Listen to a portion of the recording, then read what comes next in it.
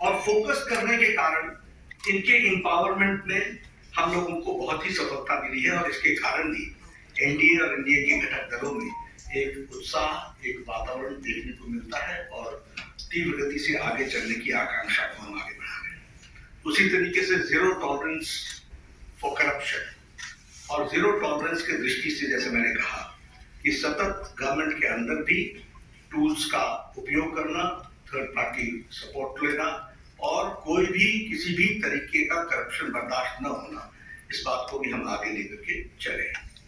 एक मैं आपसे जरूर कहना चाहूंगा कि पिछले 9 सालों में strong leadership of prime minister Modi, यह हम सब लोगों को देखने को मिली है, जिसको देश ने भी सराहा है और एक बहुत ही पॉजिटिव वातावरण बना है।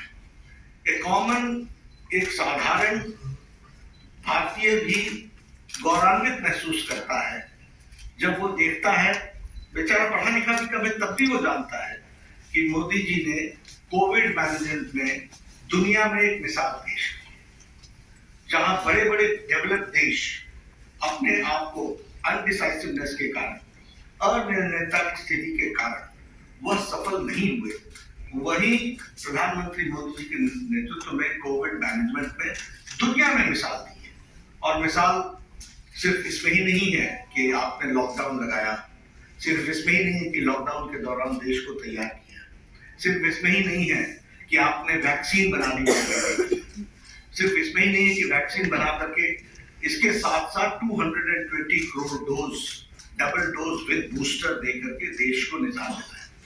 और सब जगह पर कोविड की लड़ाई इंडियन गवर्नमेंट्स ने लड़ी। यहां मोदी जी ने कोविड की लड़ाई समाज के साथ और देश के साथ लड़ी और देश ने लड़ा उसका नेतृत्व मोदी जी ने किया, लेकिन उन्होंने देश को साथ अपने लिए भेजा। तो यह पीपल्स पार्टिसिपेशन, इसका भी एक इसमें हम लोगों को मिसाल देखने को मिलती है।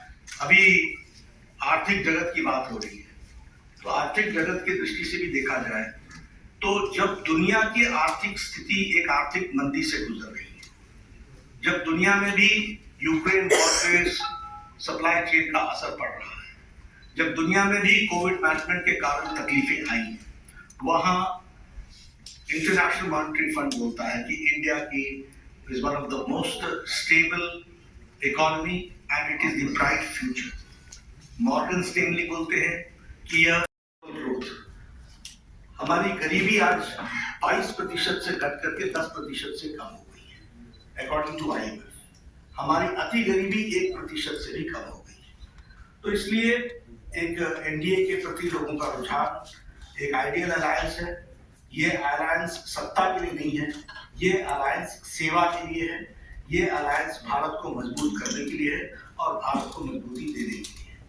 जहां तक यूपीए का सवाल है और ये जो ऑपोजिशन के अलायंस है, ये भानुमति का कुनबा है और कहीं का ईंट कहीं का रोड़ा, भानुमति ने कुनबा जोड़ा, इस तरीके का ये अलायंस है। न तो इनके पास नेता है, न ही नियत है, न ही नीति है और न ही फैसला लेने की ताकत। यह फोटो अपॉर्चुनिटी के लिए अच्छा है, लेकिन सच्चाई ये है कि न तो इनके पास कोई फैसला लेने की ताकत है और न ही वो नियत है, न ही नेता है।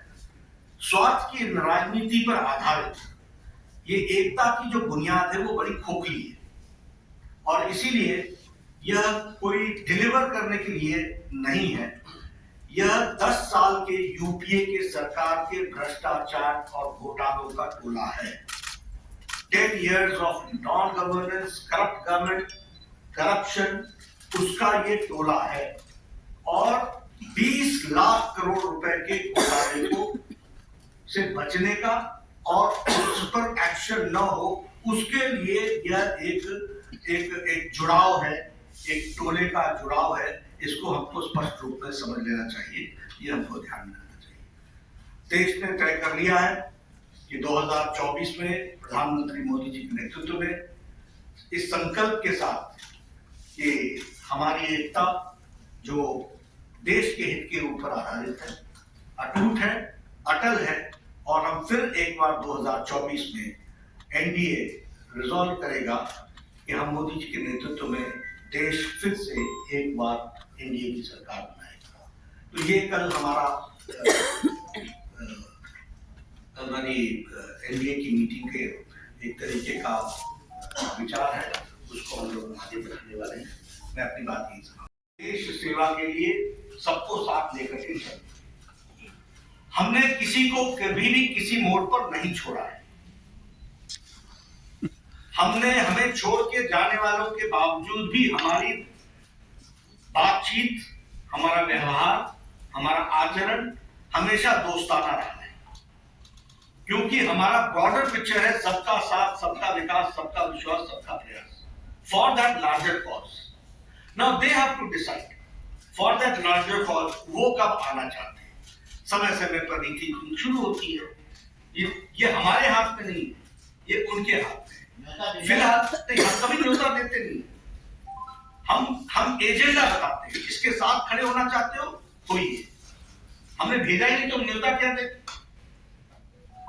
तो इसलिए हम बहुत स्पष्ट हैं, हमारे अच्छे वातावरण है, अच्छा उनके साथ बर्ताव है, और जिस दिन हम वो आएंगे उस दिन हम आपको सूचित कर देंगे।